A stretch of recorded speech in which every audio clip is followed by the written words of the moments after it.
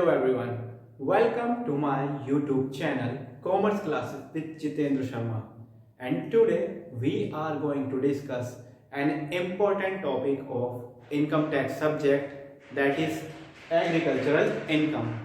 As we know, our farmers are called Annadata and we call our land the motherland and the Dharti Mata. So we are going to discuss Krishi Aay. It means agricultural income, and agricultural income is treated under section 2(1)(a) in Income Tax Act. आज हम बात करें कृषि आय की, तो कृषि आय का मतलब है any rent and tax which is received by doing any agricultural activity and that land is in India. यानी कि भारत में कोई भी ऐसी भूमि जो कृषि के रूप में उपयोग की गई हो और उससे मिलने वाला किराया या फिर कर, लगान जिसे बोलते हैं, वो एग्रीकल्चरल इनकम के हिसाब से ट्रीट होता है. If we talk about another way, तो income earn from such activities which are made to prepare crop for sale. यानी कि ऐसी इनकम जो अर्न की गई हो यानी कमाई गई हो कोई एग्रीकल्चरल एक्टिविटी को करके, जिससे हम उपज को बेचने तक की स्थिति में ला सकें, यानी कि उसे बेचने के योग्य बना सकें. जैसा कि आप देखते हैं, एक किसान अपने खेतों में सिंचाई करता है, बुआई करता है, निराई करता है, गुड़ाई करता है, यानी कि ये सारी एक्टिविटीज होना जरूरी है, तभी हम उस इनकम को एग्रीकल्चरल इनकम मान सकते हैं. ठीक है. थर्ड पॉइंट पे अगर हम आए, इनकम फ्रॉम फार्म हाउस. जो बड़े बड़े फार्म हाउस होते हैं, यानी कि जो हम रहने के लिए खेत में जो मकान बना लेते हैं, उनसे होने वाली इनकम. लेकिन उस खेत की इनकम को हम एग्रीकल्चरल इनकम में तभी ट्रीट कर सकते हैं. उसके लिए 2-3 पॉइंट हैं जो आपको बिल्कुल जानने जरूरी हैं. कि अगर वो खेत का जो हिस्सा है, यानी जो खेत में जो मकान बना है, वो ऐसी जगह पर है जहां से एरियल रूट गुजरता है, तो वो एरियल रूट में आने वाली जो भूमि है उसको एग्रीकल्चरल फार्म हाउस के रूप में नहीं गिना जा सकता, यानी कि वो एग्रीकल्चरल लैंड नहीं मानी जाएगी.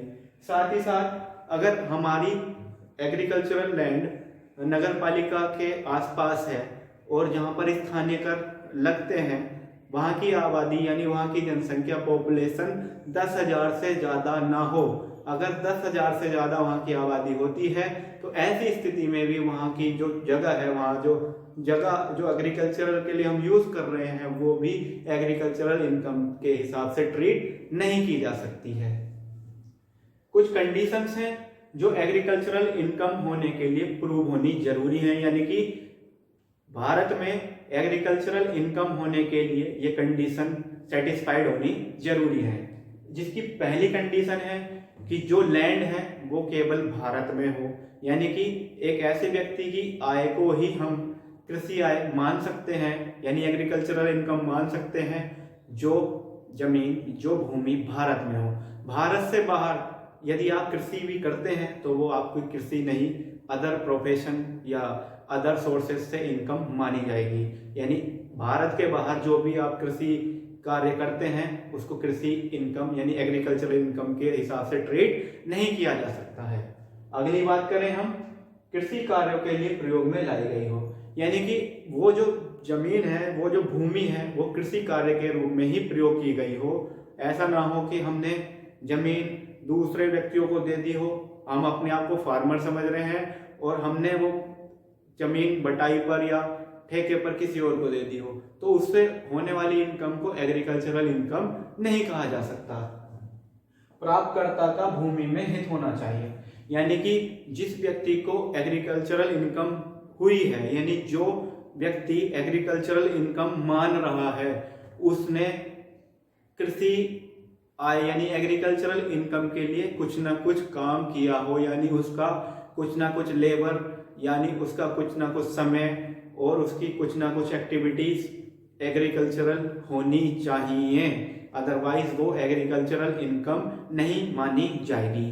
सपोज दैट आप किसी दूसरे व्यक्ति की फसल को खरीद लेते हैं और आप उससे इनकम कर लेते हैं, तब आप अगर ये कहें कि ये एग्रीकल्चरल इनकम है तो वो एग्रीकल्चरल इनकम नहीं मानी जाएगी, क्योंकि आपने उस फसल को उगाने में अपना कोई भी कंट्रीब्यूशन नहीं दिया है।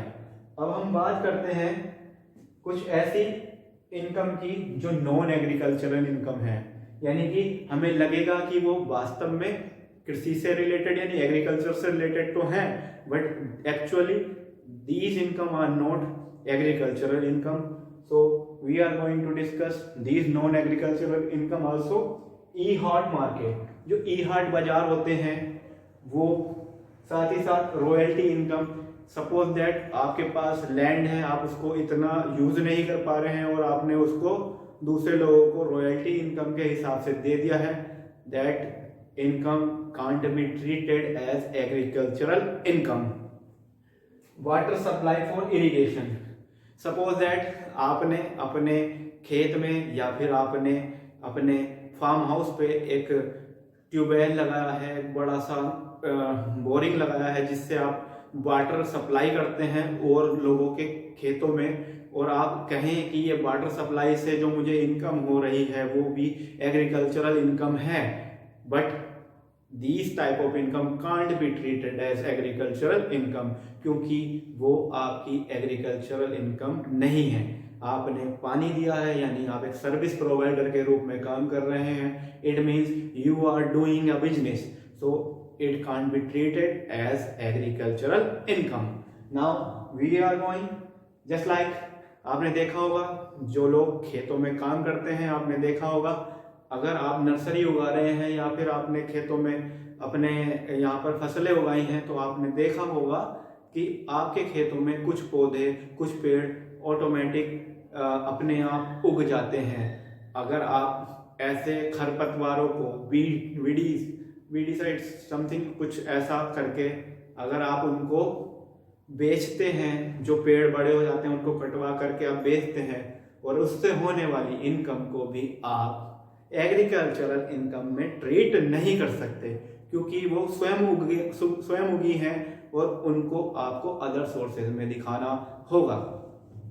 नाउ कुछ ऐसी इनकम भी हैं जो टोटली एग्रीकल्चरल इनकम नहीं मानी जाती हैं, यानी कुछ फसलें ऐसी हैं कैश क्रॉप में आती हैं जिनको एग्रीकल्चरल इनकम में ट्रीट नहीं कर सकते हैं, क्योंकि you know our basic needs are wheats rice etcetera.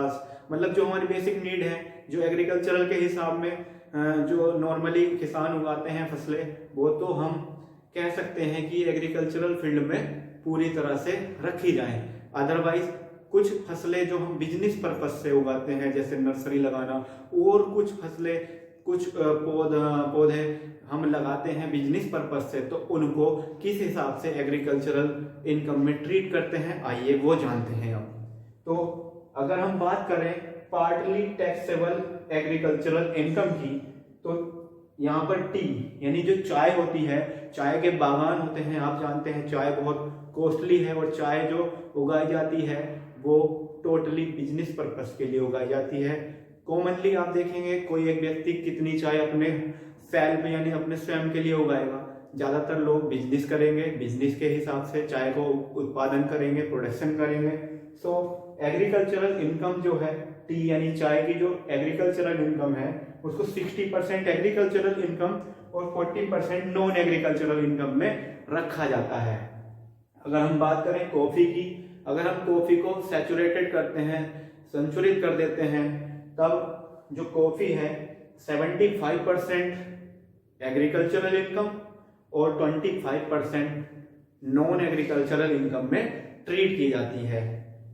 Coffee generally coffee के सीड्स वगैरह होते हैं, जब हम उनको भुनवा देते हैं, गर्म करके भून करके हम उनको जब बेचते हैं, तो वो 75% जो इनकम है वो एग्रीकल्चरल इनकम और 25% नॉन एग्रीकल्चरल इनकम में ट्रीट की जाती है।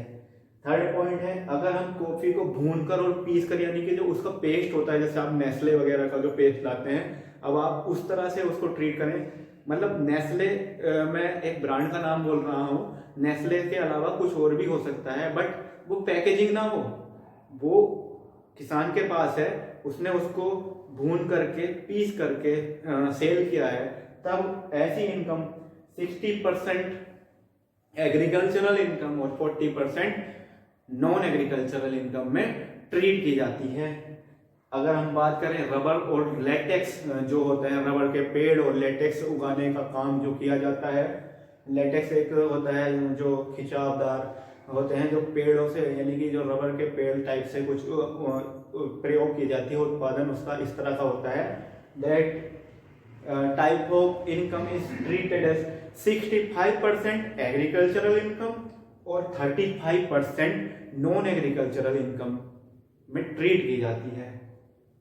आइए आज मैं आपको एक और जानकारी देता हूं कि इंडिया में एग्रीकल्चरल इनकम को एग्जेम्प्ट रखा गया है, यानी कि एग्रीकल्चरल इनकम जो होती है उसको हम एग्जेम्प्ट यानी कर मुक्त रखते हैं। लेकिन जब हम टोटल टैक्सेबल इनकम की कैलकुलेशन करते हैं, वहां पर हम इस एग्रीकल्चरल इनकम को ऐड करते हैं और बाद में इसको टोटल नेट टैक्सेबल इनकम निकालते समय सब्ट्रैक्ट कर दी जाती है। तो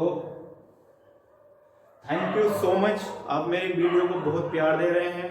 इस वीडियो को भी आप इतना ही प्यार दें। इस वीडियो के द्वारा मुझे उम्मीद है कि आप सभी को एग्रीकल्चरल इनकम का पार्ट समझ में आया होगा। आपको वीडियो कैसी लगी आप कमेंट बॉक्स में बतलाइए और इस वीडियो को ज़्यादा से ज़्यादा शेयर कीजिए, so that your well wisher can see this video and clear their topic of agricultural income. Thank you so much and stay healthy, stay fit, fine. Thank you so much. Namaskar.